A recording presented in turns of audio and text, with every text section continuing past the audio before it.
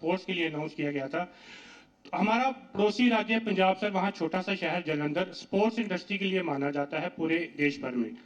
क्या आपकी सरकार स्पोर्ट्स इंडस्ट्री को क्या स्पेशल फोकस देगी सर जम्मू कश्मीर में सर, ताकि हमारे युवाओं के लिए और हमारी इकोनॉमी के लिए भी जो है वो बेहतरी हो सके? आप अखबार में है या प्रिंट मीडिया में?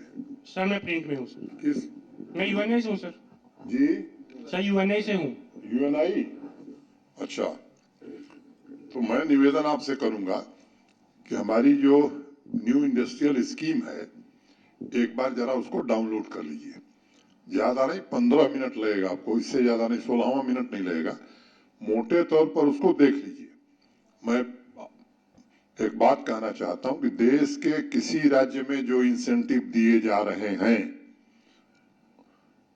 देश के किसी राज्य में जो इंसेंटिव दिए उससे बेहतर इंसेंटिव जम्मू कश्मीर दे रहा है। हमारे जो नियरेस्ट स्टेट है, पंजाब नहीं है इंसेंटिव के मामले, उससे भी 100% ज्यादा इंसेंटिव जम्मू कश्मीर दे रहा है। तो अगर स्पोर्ट्स इंडस्ट्री के लोग आना चाहते हैं, उनका हम पलक पावड़े बिछाकर स्वागत करते हैं। बैट यहाँ कश्मीर में बनता है। अब एक है कि इंडस्ट्री कौन सी आ रही है, विवरण मेरे पास नहीं है। मैं अपने इंडस्ट्री सेक्रेटरी से बात करूंगा कि क्या इस तरह की भी इंडस्ट्री आई है या आने वाली है, और निश्चित रूप से अगर स्पोर्ट्स इंडस्ट्री आएगी तो उसके लिए जो जरूरतें होंगे वो जरूरी उपाय किए जाएंगे। सर मेरा दूसरा सवाल ये है कि खिलाड़ियों, सवाल एक आदमी के लिए काफी है। सर मैं तेजिंदर हिजाब को लेकर कंट्रोवर्सी चल रही है। रिसेंटली अभी कश्मीर में 12वीं क्लास का 12th स्टैंडर्ड का रिजल्ट आया है, जिसमें एक लड़की जो है टॉप की है। उसके फेसबुक पोस्ट पर उस लड़की को ट्रोल किया जा रहा है, गालियां दी जा रही हैं, थ्रेट दी जा रही है कि हिजाब नहीं पहन रहे हैं। तो इस हिजाब कंट्रोवर्सी को आप कैसे देख रहे हैं? और जम्मू कश्मीर में भी अब ये जो एक ये इंसिडेंट हुआ है, इसके बारे में सर आप क्या कहेंगे? मुझे दो बात कहनी है, धार्मिक भावनाओं का सम्मान और भारत का संविधान सर्वोपरि, ये दो बातें देश के हर नागरिक को ध्यान में रखनी चाहिए। सर्वोच्च न्यायालय ने उस मामले में आज टिप्पणी की है। वो माननीय उच्च न्यायालय कर्नाटक के संज्ञान में भी है, इसलिए मुझे लगता है कि जो मामला सर्वोच्च न्यायालय विचार कर रहा हो, जिस मामले में कर्नाटक की पीठ ने फैसला दिया हो, इतना कहना मेरा काफी है। कश्मीर में श्रीनगर में घटना हुई थी, एक युवती पर तेजाब फेंका गया था, उसके इलाज का पूरा प्रबंध हमने किया है और वो चेन्नई में है। हमारा एक सीनियर अधिकारी वहां है, प्रतिदिन उसकी खबर हम ले रहे हैं। और एक बात कहना चाहते हैं कि अपराधी चाहे जो होगा, कानून जितना सख्त कार्रवाई की अनुमति देता है ऐसे मामले में उतनी सख्त कार्रवाई की जाएगी। सर मैं अशोक शर्मा हूं, दैनिक जागरण से। सर मेरा सवाल ये है कि स्पोर्ट्स पॉलिसी से पूरा जम्मू कश्मीर बड़ा उत्साहित है और कलाकार भी उम्मीद कर रहे हैं कि कल्चरल पॉलिसी जल्द उन्हें मिले। क्या इस पे कोई काम हो रहा है? हमारी दिक्कत यही है शर्मा जी कि जो मिलता है उसका धन्यवाद हम करते नहीं, अगली मांग पेश कर देते हैं। स्वाभाविक रूप से कलाकारों का भी प्रोत्साहन होना चाहिए। यहाँ की जो विरासत है जम्मू कश्मीर की, वो निश्चित रूप से कला और संस्कृति के क्षेत्र में बहुत ही समृद्ध और गौरवशाली इतिहास रहा है। हम जरूर इस पर विचार करेंगे, लेकिन पॉलिसी को एक दिन में नहीं बनती है। हमारे लोग उस पर काम कर रहे हैं और जब उचित समय आएगा तो इस बार चाय के साथ मिठाई खिला के आपको बताई जाएगी। सिन्हा साहब, अजय जंडियाल हूँ इंडिया न्यूज से। टेररिज्म को लेकर एक सवाल है। काफी आतंकी जो है मारे गए हैं, क्या लगता है कितनी कमी इस वक्त आतंकवाद में आई है? और कश्मीर में खासतौर पे देखा जाए तो जो युवक पहले टेरर रैंक ज्वाइन करते थे, उसमें किस तरह से कंट्रोल करने के लिए कोशिशें की गई हैं और कितनी कामयाबी उसमें मिली है? देखिए, आंकड़े इस बात की गवाही देते हैं कि रिक्रूटमेंट में भी भारी कमी आई है और पिछले 2-2.5 महीनों में हमारे सिक्योरिटी फोर्सेस ने जिस तरह से अद्भुत पराक्रम के साथ अपना अभियान आगे बढ़ाया है, बड़ी संख्या में फॉरेन टेररिस्ट भी मारे गए। मैं कई बार इस बात को कह चुका हूं कि एक पूरा इकोसिस्टम है। ये जो नए बच्चे कुछ लोगों के इशारे पर सामान्य आदमी की हत्या कर देते हैं या कहीं ग्रेनेड फेंक देते हैं, मैं समझता हूं उनसे कम अपराधी वो नहीं है जो इनके लिए लॉजिस्टिक्स प्रदान करते हैं, जो इनके दिमाग को गुमराह करते हैं। तो जहां आतंकवादियों पर काम हो रहा है, रिक्रूटमेंट कम करने पर कोशिश हो रही है, नौजवानों को रोजगार के अधिक से अधिक अवसर मिले, सेल्फ एम्प्लॉयमेंट के अवसर मिले, उस पर हम काम कर रहे हैं। वहीं इस पूरे इकोसिस्टम को ध्वस्त करने पर भी हम काम कर रहे हैं।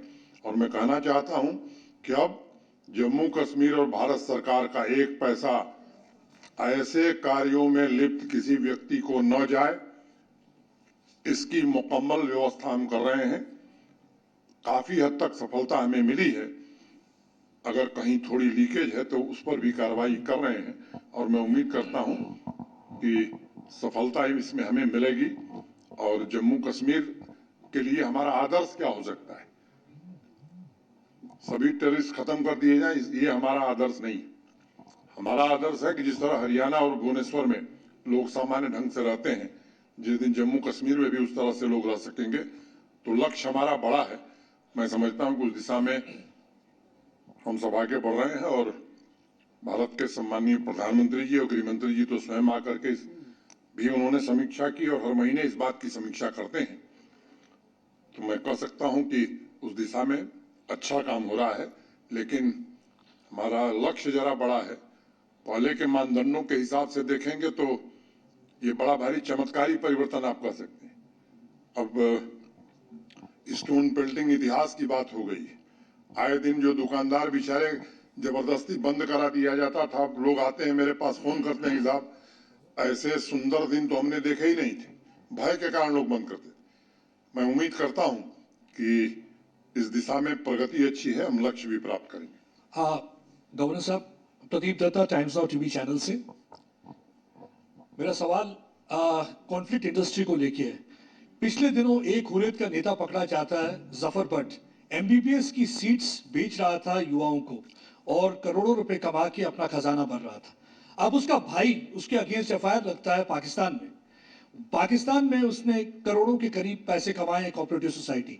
ये वही पाकिस्तान है जो इनको शील्ड करता रहा, इन विलन को स्टेक होल्डर बताता रहा और कुछ नेता उनको बताते रहे कि ये पॉलिटिकल प्रिजनर्स हैं, इनको छोड़ दिया जाए, सरकार ऐसे ही बेगुनाहों को पकड़ रही है।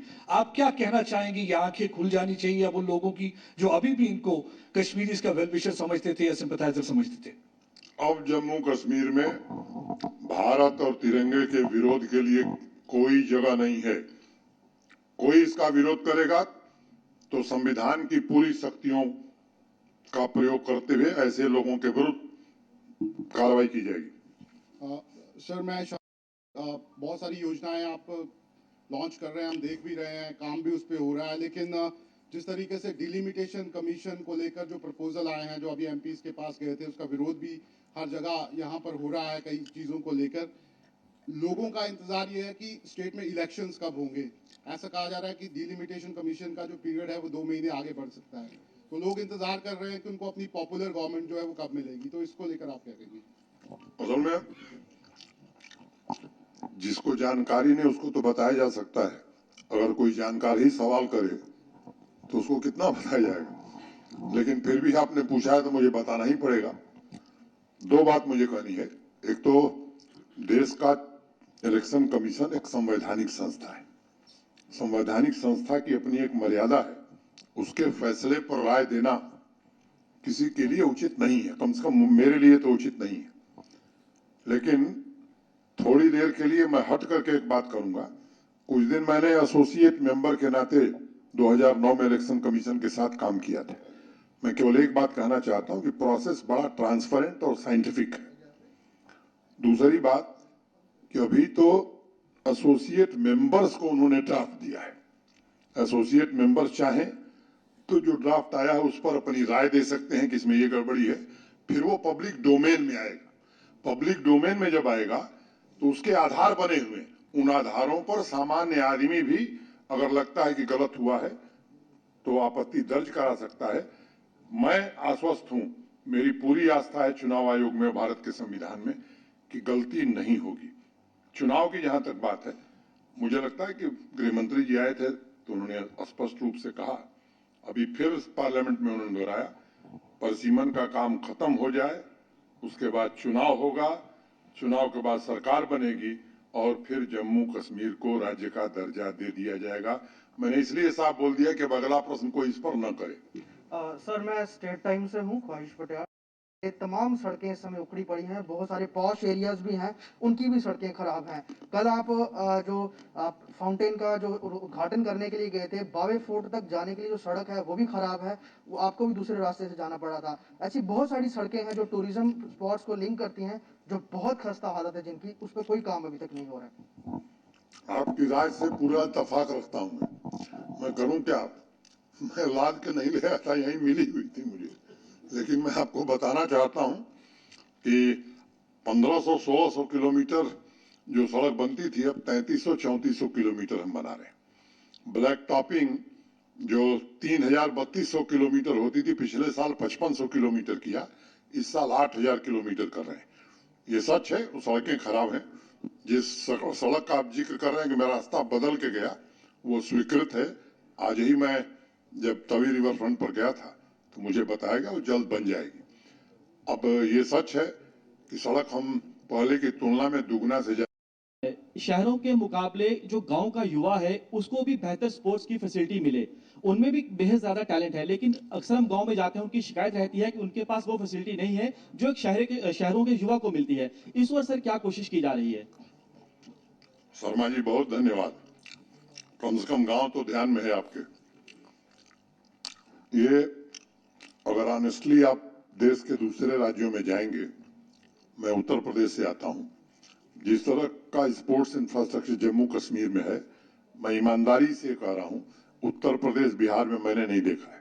एक आध राज्य होंगे जो मैं ये भी नहीं कहता कि देश में सबसे अच्छा, लेकिन काफी अच्छा। हर जिले में स्टेडियम, हर जिले में इंडोर स्टेडियम, इंटरनेशनल स्तर के स्टेडियम, तहसील केंद्रों पर भी कई जगह स्टेडियम बने। हमने हर पंचायत में प्ले फील्ड बने।